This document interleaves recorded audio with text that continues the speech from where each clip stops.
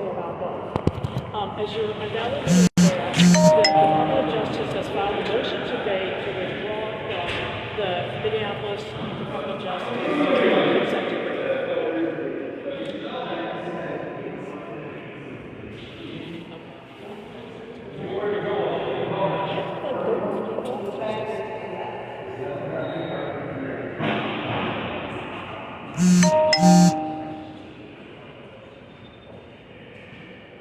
As you're undoubtedly aware, the Department of Justice has filed a motion today to withdraw from the Minneapolis consent decree.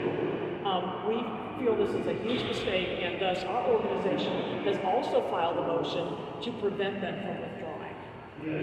The Minneapolis Department of Justice consent decree was formulated after years of investigation, after great efforts by the community, and in fact, it was our coalition that requested the DOJ to come here in the first place. And therefore, when the thorough investigation showed the problems with the Minneapolis police, documented the racism, documented the constitutional violations that the Minneapolis police engaged in. Once that happened, from that came this consent decree. And this consent decree is an important roadmap for how to address those issues. We are not going to allow this administration to take that away from the community. And so we have filed a motion in court, the federal court, to ask the judge to block the DOJ from actually withdrawing from the consent decree. Even if the judge allows them to withdraw, the City of Minneapolis has stated that they will, in fact, go forward with the decree even though there won't be a court oversight of it. And we intend to hold them to that. The community will become the oversight mechanism in that case. And so we are, we're going to make this thing happen either way. Either we're going to do it through the courts, which would be the preferable way to do it because there would be enforcement abilities, or we are going to, as a community, use this as a tool in order to force the changes that we know need to happen. And so either way, we're going to have our consent decree because we worked for it. We made the efforts to investigate this city and develop that consent decree hand in hand with the DOJ. So this thing's going to happen either way. But our preference is for it to happen by way of the courts so that there's an enforcement. But it will happen either way, and that's up to us. And with that, I'm going to call up Nekima. Would you like to say something about it? You want me to address the first consent? Yes, and then we're going to have this.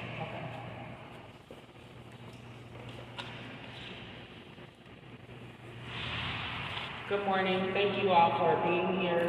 I echo the comments that Michelle has made regarding our disappointment, but not surprised that the Department of Justice under the Trump administration has made the decision to withdraw from the federal consent decree process. As you all are likely aware, Donald Trump during his first administration held disdain for consent decrees and didn't see them as a valid tool to enforce police accountability. So here we are, back again, seeing the same types of shenanigans as we saw during his first administration, where he is not focused on protecting those who are most vulnerable to police violence and police accountability, but he is essentially telling police departments it is okay to continue to engage in a pattern or practice of discrimination, and there will not be proper oversight and you will not be held accountable. Well, that's how we got here in the first place, regarding the conduct of the Minneapolis Police Department. As far as I'm concerned, that federal consent decree is written in blood. The blood of those who have been brutally murdered at the hands of the Minneapolis Police Department.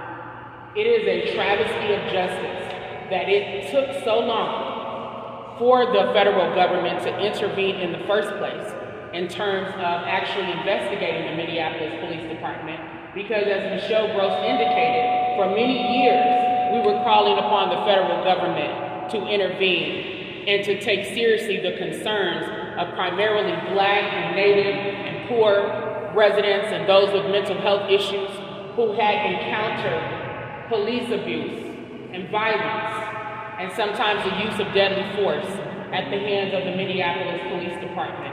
So it was a long time in the making. And the sad reality is that the City of Minneapolis, under the leadership of Mayor Jacob Frey, should have acted more expeditiously with regard to ensuring that that federal consent decree was being entered. To wait until the 11th hour, when we knew that there was a likelihood that the Trump administration would do exactly what it's doing, is absolutely unconscionable and unacceptable, and the residents of the City of Minneapolis deserve better. So as Michelle said, we are expecting the City of Minneapolis to still comply with the consent decree, not just at the federal level, but also at the state level, which we'll talk about a little bit later. But this is completely unacceptable to continue to see the so-called progress that was made in 2020 in the aftermath of the police murder of George Floyd being rolled back under this administration. It's a very dangerous precedent that they are setting, and we as the people have to use our voices and hold our elected officials accountable to do better, especially the City of Minneapolis under the leadership of Mayor Jacob Frey. I want to add something else. I think it's very cold-hearted, it's outrageous for this administration to pick this particular week to take this action. This consent decree was initially filed with courts on January 6th. The Trump administration waited until the very week of the 5-year anniversary of the murder of George Floyd to pour the salt in the wounds of the community that has barely started to heal from what has happened here 5 years ago. And for this administration to pick this particular week to take this particular action is unconscionable and outrageous. And it is meant to hurt and harm our community and to upset the community. It is completely disgusting. And on top of it, the administration issued a statement stating that this consent decree was built on lies, and that is an absolute falsehood. This consent decree was built on an investigation, a thorough investigation that was conducted by the DOJ, but that was aided and assisted by the community in extensive measure. The community was heavily involved in this. Our own organization collected 2,300 testimonials from members of the community to provide to the DOJ to inform their investigation, and held many community events and things to tell people about this investigation and to get them involved in it. So the community had a heavy footprint in this investigation. This wasn't lies, this was people's truth, people telling their truth that led to the investigation and the consent decree. And for the current administration to just say, oh, you know, this is predicated on lies, no, it was not.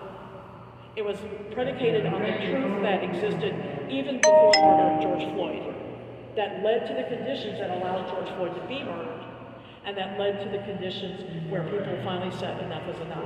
And so we, demand that the city actually implement this consent decree, and we are going to hold them to it without fail.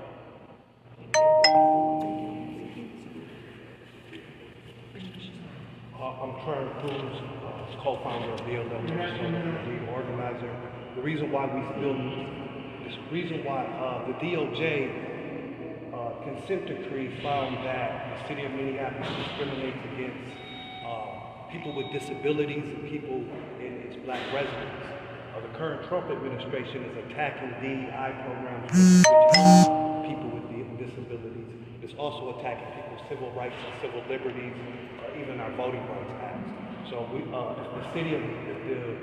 Frey administration's values should reflect the values of the Trump administration. And we're calling on the Frey administration to continue to pursue the consent decree at the federal and local level. The reason why we need a consent decree, David Vittori was shot, a black homeowner was shot by John Sawchuk, a white resident, and he was not arrested for 5 days.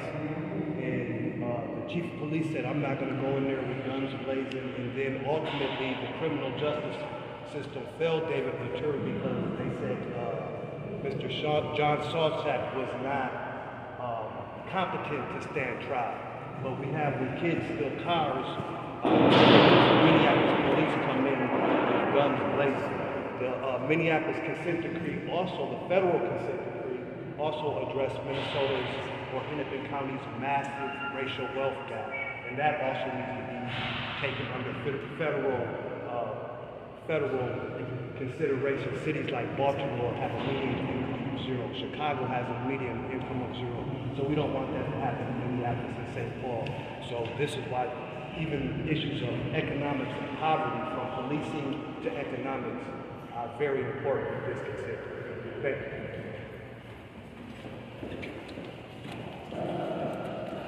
I do want to point out that one of the sole reasons we're here right now, okay, I can do that in a little bit. One of the sole reasons that we're here is because this was filmed. This would have kept going had we not seen the tape. This would have kept going had Darnella Frazier not put out the video of Derek Chauvin kneeling on George Floyd's neck for over 9 minutes, murdering him. And then we have to go into a tailspin of people trying to victim blame George Floyd and say, no, they didn't do that. It is bewildering that Jake Fry would be aligned with Donald Trump in this consent decree, where Donald Trump in the same breath would award Ashley Babbitt $5 million for invading the U.S. Capitol, being shot by a U.S. Capitol police officer, and then at the same time tried to end a federal consent decree on the Minneapolis Police Department because of their mediocre, below mediocre, awful treatment of Native and Black community members. And it's not just because they do it. It's because it was caught on film and then everybody had to talk about it. And that is the cultural practice that Fry engages in Minnesota. He doesn't rely upon you being subjective or objective. He relies upon you being dismissive. So when the reports come out from KSTP and Fox News that the consent decree is going well, that they're following the rules, it bewilders me because many of those goals, it says behavioral health response and crisis intervention training requires further improvement. Revisions to policies and standard operating procedures for misconduct investigations are still in progress. OPCR capacity increased during the review period. And I would defer to Michelle on that. I wonder if that means because they're adding more retired officers or current officers to the OPCR to overlook their own people. MPD and the city have not yet begun to actively coordinate with the IE team to provide status on the goal. However, based on the overall timeline of the goal and the IE team's observations regarding capacity for MPD, the city to achieve the goal, they remain on track to completing the goal before the target date. On track, still in progress, getting there. That's how we got here. We got here based on a lie, based on the dismissiveness. And when you're dealing with the mayor that is willing to kowtow to neighborhoods and protect their comfort and fragility before he would do that for Black communities, you have to wonder why this keeps on going on. And is it because we sit here and laugh at him dancing at another Juneteenth celebration? The same communities that he under-resources. Black communities are not under-policed, they are under-resourced. And if you're telling me that the MPD has achieved some kind of goal by checking off boxes on a consent decree, talk to the Black and Native communities. How come we are not addressing that, but we're talking about boxes that they're checking off? If the MPD is so interested in holding a high standard, why are they hiring Tyler Timberlake and then lying about it? Do you know who Tyler Timberlake is? He's a white police officer from another state that kneeled on a Black man's neck, got caught up in all sorts of judicial problems, was let go or exited by himself, had a civil lawsuit on his hands. But we'll take him here.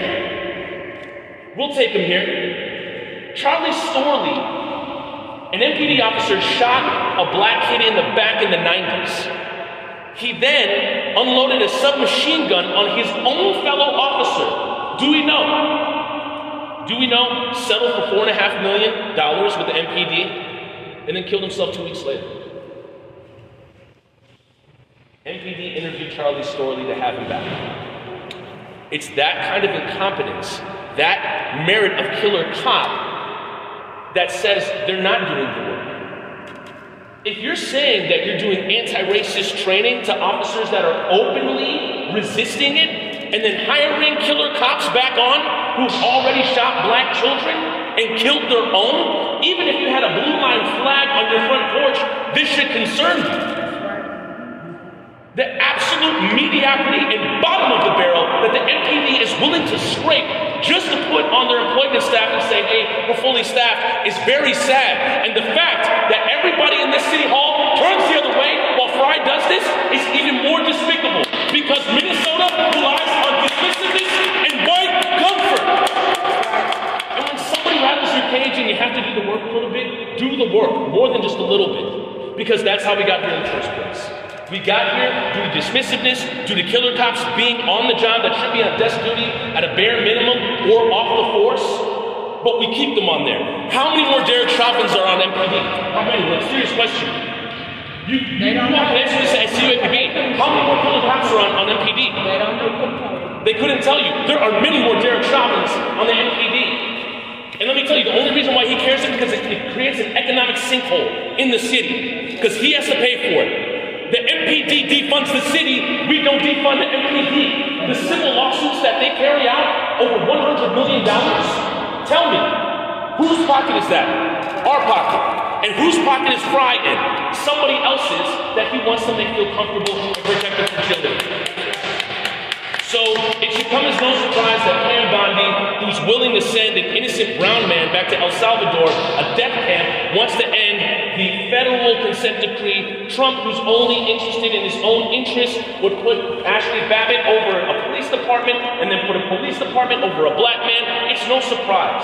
That comes as no surprise. And we rely upon the work of the people here. Where Nekima said that consent decree, that federal consent decree is written in blood for people to uphold that. But for this NPHR consent decree and for the press to celebrate that, I don't know which one of you did or if any of you did, but I'm saying, get the story straight if you're going to report it, please. Understand that Charlie Storley was attempted to be hired onto this police department. Understand Tyler Timberlake was attempted to be hired onto this police department. Understand that black people are still 9 times more likely than white people to have use of force used upon them. Native people 13 times. Still think about that before you start reporting the absolute sunshine state that Jake Fry wants to sell you. He is only concerned in his own interests, and I'll rest on this. Fry is a poster boy for the comfort and fragility of neighborhoods whose property values bottom out at $500,000, where restaurateurs can obliterate the entire workforce through union busting, meanwhile drive a light rail through a black neighborhood bordering on black business owners to shut them down. Tell me, why is that happening? If he's so interested in black communities, Native communities, why is this mayor more interested in his campaign for his upcoming potential re-election than he is for actual black communities? And why is the timing coming right now on the 5-year anniversary of George Floyd that he wants to show up and start posing for things? He only does this now, and he wants to fix George Floyd Square when he has a campaign re-election. This man is only interested in his career. He is a Tim Pawlenty as a mayor. He is a Trump as a mayor. And if you can't see that, please do the work and research to figure out how he is hurting Native and black communities more than helping. Thank you. Thank you. I love it that Tousant went into talking about this very rosy report that came out yesterday from the mayor about the state of the Minnesota Department of Human Rights consent decree. We need that consent decree, and there's no question about it. And we do know that there are people that are working hard in both the community and in some cases in the city on this consent decree. But we have to admit that we, in July, will be 2 years into this consent decree, and we have made very, very little progress. The mayor basically cherry-picked numbers. So one of the things that he said, one of the first statements that he said was that, we've cleared the backlog of complaints. 54% of the backlog has been cleared, but all that backlog, which refers to complaints before 2023, have not been cleared, and they remain outstanding. And as a result, law enforcement officers are not getting the direction they need. They're not being corrected to do things better. And the person that experienced the harm does not get justice. So we don't see those changes. There are other things. We, in in our work in the community, we have a 24-hour hotline. People call our hotline to complain about things that have happened to them. And we are still getting a lot of complaints of conduct by the Minneapolis police that violates the consent decree, that violates the Minnesota Department of Human Rights consent decree. We are still getting those complaints. We're dealing with a case from last Thursday in which the Minneapolis police pulled over a woman in a traffic stop, yanked her out of her car sideways, wrenched her neck, injured her over a minor traffic citation. And then when she said, "You hurt me," they said to her, they all got together and they said, "If you say that we didn't hurt you, if you agree that we didn't hurt you, we'll give you a ticket and let you go. But if you say we hurt you, then we've got to bring our supervisor here, there's going to be a use of force investigation, and we're going to take you to jail." This is language right out of the consent decree that the Minneapolis police are manipulating in order to address their issues. In other words, they don't want to change the conduct. They want to change the way they talk about the conduct in order to address the consent decree and pretend like they are complying. We have officers engaged in unlawful, unconstitutional conduct, such as breaking into the house of Ebony Dobbins at 2 in the morning over a runaway dog that had already been captured. The officers climbed through a window of this woman's house. This is a mom with 3 children and works 2 jobs, a single mom. They broke into her house on a Wednesday night at 2 in the morning because she wouldn't answer the door for them. You don't have to answer your door for the police. You don't have to. And she was sleeping. She didn't hear it. But they broke in her house, and then when she said, "You need to leave," they started tossing her living room, again, without a warrant and illegally, tossed her living room. And then, when she said, "I really need you to leave," the officer pointed his finger in her face and said, "You don't run this situation, I run this situation." All of this conduct is in violation of the consent decree, as well as, common laws in the state of Minnesota. All of these things are violations. What do we have? We have a police chief that excuses that conduct. So we're trying to get changes to the department that the police chief keeps validating that bad conduct. How do we get where we need to? We're not going to get there with a police chief that validates bad conduct, that validates the lack of addressing the Davis Maturi shooting by letting the shooter stay in his house for 5 days without arresting him. So how do we get there? And we're not going to get there when we have these rosy types of reports that come out. Everything's great with the consent decree. No, it's not. They're grossly behind in several areas, but the most important and the worst thing is the Minneapolis police are still doing the things that they were doing that led to this consent decree. And we will never get where we need to until that changes. Let me just add that, and because of what Michelle just said about the Minneapolis Police Department and this culture, why in the report you're saying that the Minneapolis police are having problems with staffing. Nobody wants to be Derek Chauvin. Nobody wants to be a cop. Nobody likes, they see the way the police act, and even with, a few months back, there was the city council and the mayor passed to give an increase to people to join the force, and they're still having problems with staff. So policing is not looked at as a noble profession, and that's why people don't want to join. Also, in the Minneapolis police, in the consent decree, it said that the Minneapolis Police Department was making fake social media and attacking black leadership. And now we're so that is back. Those techniques and policies are back in the way. So we don't need pretend aggressive policies from Mayor Frey's administration. We need real serious transformative police reform happening in Minneapolis. I want to add one more thing. I want to add one more thing, and that's this. The core finding of the Minnesota Department of Human Rights investigation, as well as the DOJ investigation, was racism and disparate treatment of people of color, especially during traffic stops, searches, things like that. These were the core findings of these investigations. The mayor issues this rosy statement and never addresses the fact that those practices, that is to us outrageous. That was the core finding, and that should have been the very first thing that this department acted on, and they haven't. Just think.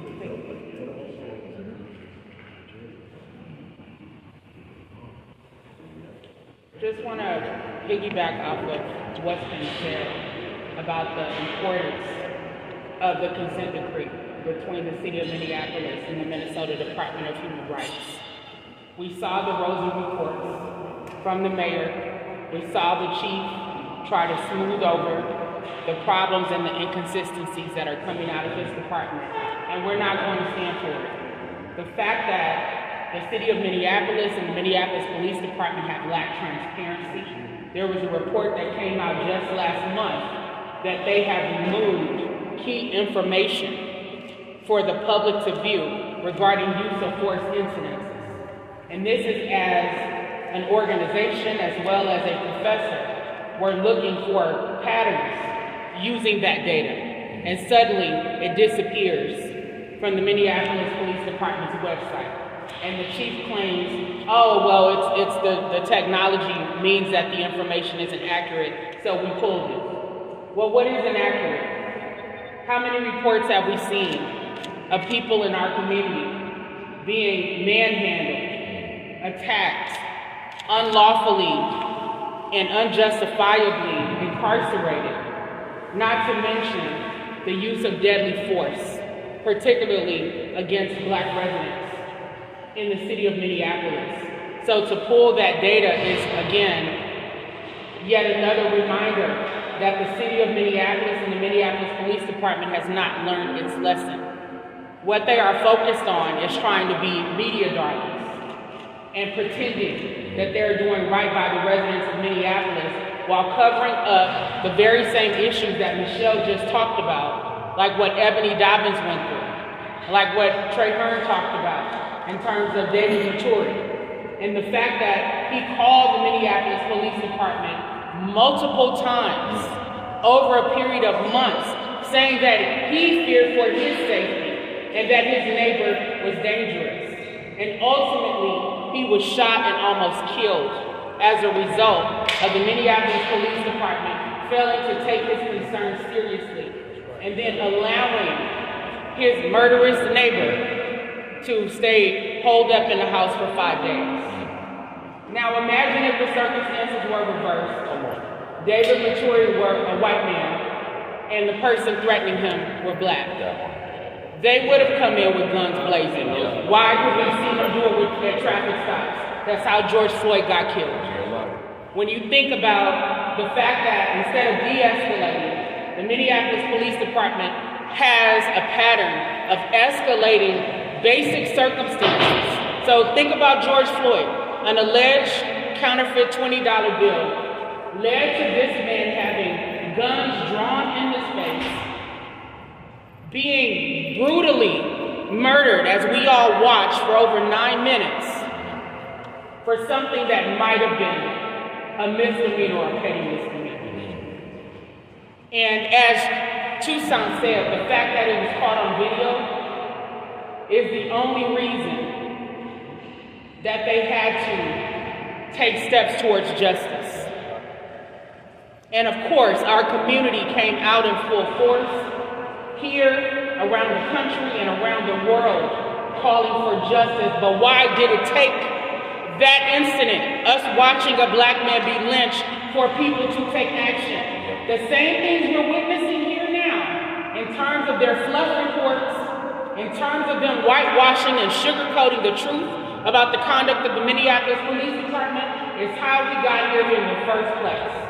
How many times did we have to show up at City Hall begging for them to stop settling lawsuits with victims of police violence without changing the underlying policies and conduct of the Minneapolis Police Department? How many times did we have to say to the media, do not take their narratives at face value. A lot of what they're saying are lies, and they are putting out information to disparage victims. And what did you all witness after George Floyd was killed? A press release saying he died of a medical incident. Right? These are patterns that we're seeing continuing to repeat themselves. And without some type of intervention, it will continue. At this point, part of our intervention is calling upon the Minnesota Department of Human Rights to double down on their oversight and enforcement of the Minneapolis Police Department. We are calling upon the City of Minneapolis to look seriously at the leadership of Mayor Jacob Frey and to ask, can we really tolerate 4 more years of the type of inaction and incompetence that we have already dealt with? Can we continue to hear the lies being told and the whitewashing to the detriment of our most vulnerable residents? So we have a lot at stake in this city. Think about in that report, for those who looked at what Alifa put out yesterday, one of the glaring issues is the fact that after 5 years since George Floyd was killed, the City of Minneapolis still does not have a disciplinary matrix in place. Now here's why that is important. With the disciplinary matrix, it makes discipline uniform across the board when officers engage in certain conduct. Let's say that an officer physically abuses someone and they're suspended. Another officer does it and they receive coaching. If they go to arbitration as a result of those disciplinary measures, the officer who was suspended can say, well, I should have gotten coaching as well. So this is unfair. I should be reinstated if I was fired or suspended or give back pay. So that's the importance of a disciplinary matrix. Now I'm familiar with that and aware of that along with Michelle Gross because both of us served on the mayor's work group for community safety in 2022. And as a part of the report that we issued, after months of doing research, was a recommendation to the city about adopting a disciplinary matrix. And we specifically included information from the Indianapolis Police Department as a prime example of how to model our disciplinary matrix. We also recommended to them that they hire an outside professional international police organization that could help them professionalize their training, that could look at their field training officer program and other areas within the Minneapolis Police Department that were subpar or leading to harm, or officers feeling that they weren't being properly trained or supported. And instead of them bringing in an outside, independent, professional police organization, they're trying to fix things themselves. And as we heard earlier, the culture does not lend itself to being a part of the change. The report that came out yesterday talked about the resistance amongst Minneapolis police officers not even wanting to participate in the training. And when the chief was asked in one of the reports about one of those incidents, he said, oh, we've already solved that. Really? Well, why is CUAPD continuing to get calls from people who are being impacted by the current culture of the Minneapolis Police Department? If they don't deal with the foundational issues and the root level issues, it doesn't matter how many officers they bring and recruit to this force. They will continue to have the same problems again and again and again because they have not solved the core fundamental problems of police culture and addressing the policy issues and holding police officers accountable for how they treat residents in the city of Minneapolis. So we are not on board with the mayor and the chief's fluff talk to the media. We want them to be held accountable. And if higher powers, elected officials won't hold them accountable, we're asking the residents of the city of Minneapolis to hold them accountable. You have an opportunity in November to decide if we can continue to afford this type of leadership or if it is time for a significant shift. And here's one other thing I want to bring up. When I am reading some of our local publications, I'm constantly seeing attacks against our city council. And people saying the city council is too liberal, the city council is this and that. Well, the city council is not responsible for the Minneapolis Police Department. Jacob Frey is. And that's because we as a city voted to concentrate power in the hands of one person so that one person could be held accountable for these failures. So stop pretending that it's everybody else's responsibility. One person is responsible for what is happening, and he needs to be held accountable. Thank you. Do you have questions, Ross? Michelle, Nekima, anyone jump in? If the injunction that you filed across the street at the federal courthouse doesn't work and the federal consent decree does go away, the state one remains, do you feel that will bring systemic change to the community that you've been fighting for years? Or does more need to be done? We welcome the Department of Justice consent decree because it goes further than the Minnesota Department of Human Rights consent decree. Because the Human Rights consent decree can only address the Minnesota Human Rights Act. And the DOJ consent decree included areas such as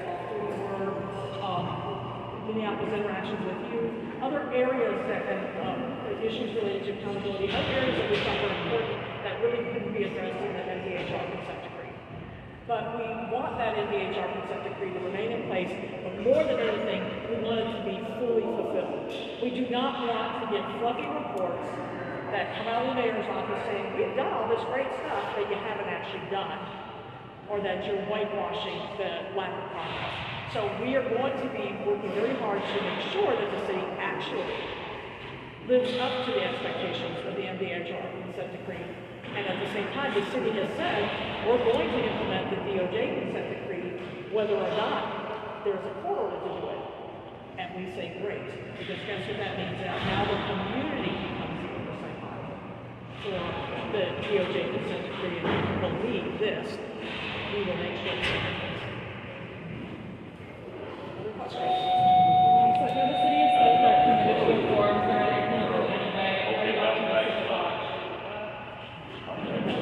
I think the city is very good at checking the box. They often don't really understand the community's perceptions. They often don't understand what's happening in the communities. It's clear to us that the community itself has to be the ones to force them into adopting the changes that we make. I'll give you a quick example. After the execution and assassination of Amir Allah, the Frey administration said that they won't do no-knock warrants. But then right after that, they continued to do like close to 100 no-knock warrants. So we don't believe them when they tell us that they're going to do something. We need to see. We need to see. We need to see if it needs to be seen. And that, so no, we don't believe in that. And that the community will have to make sure that happens. I would double down on what Trahern said regarding no-knock warrants. I believe Fry said something to the extent of that he had done away with them. And I think David Schumann from WCCO had put out an article about saying that no, he didn't.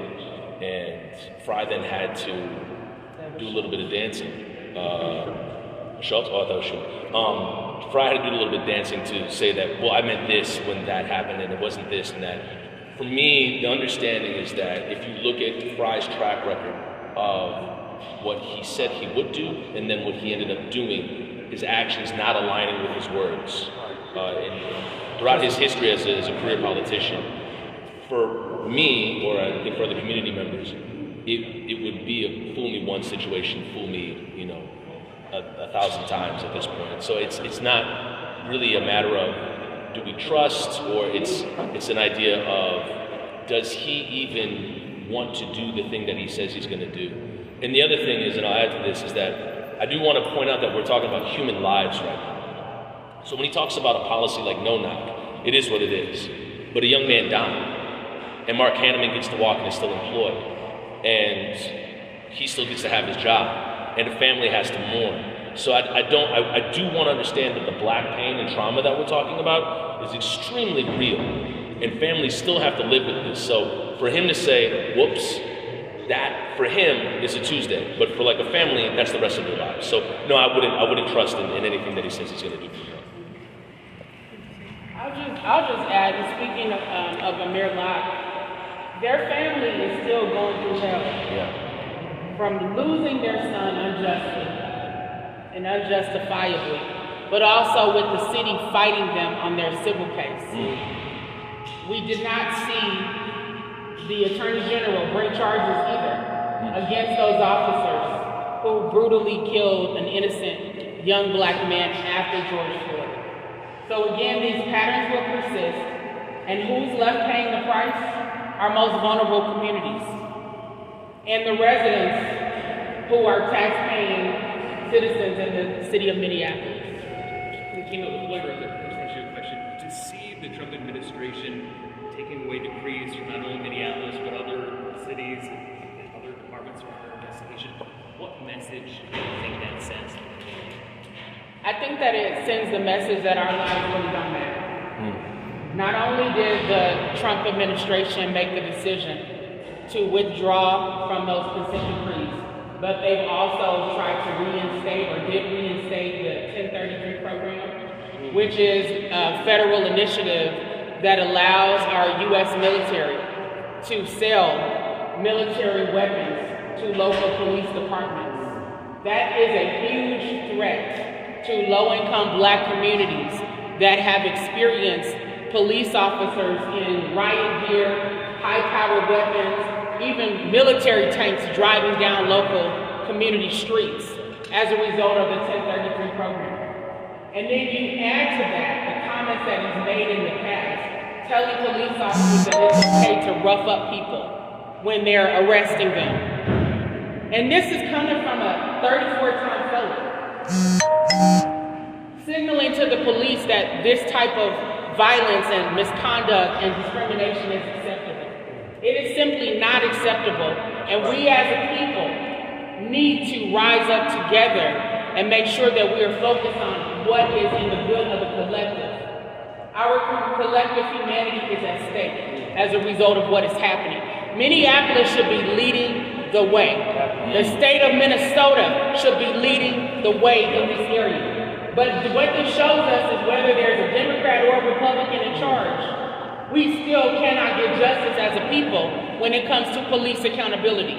Because the bills that we presented in 2020 and 2021 should have been passed by our state legislature to help rein in the Minneapolis Police Department and other local departments.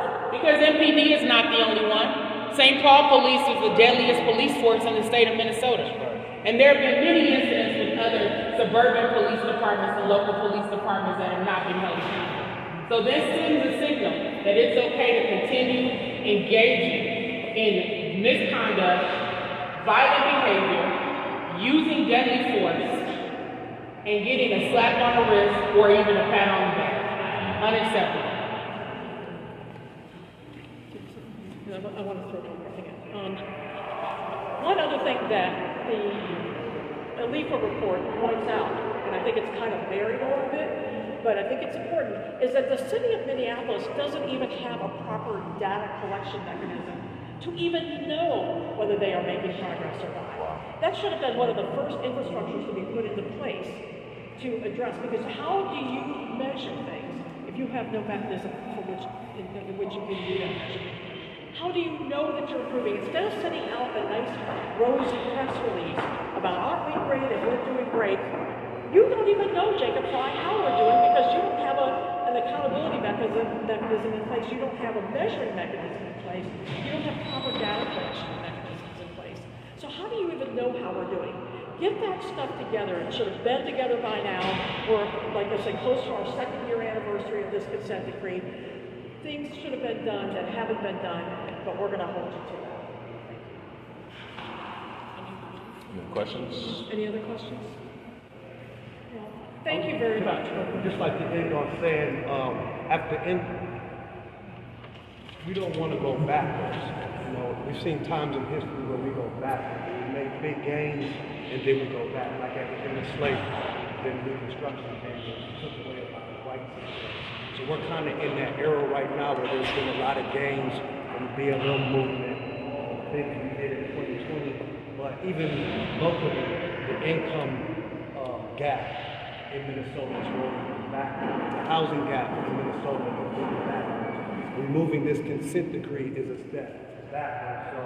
So we want Minnesotans and our government and our lawmakers to be transformational with their thinking and revolutionary in their thinking in this time, and stand up to white supremacy and institutional racism and move us forward away from oppression and slavery.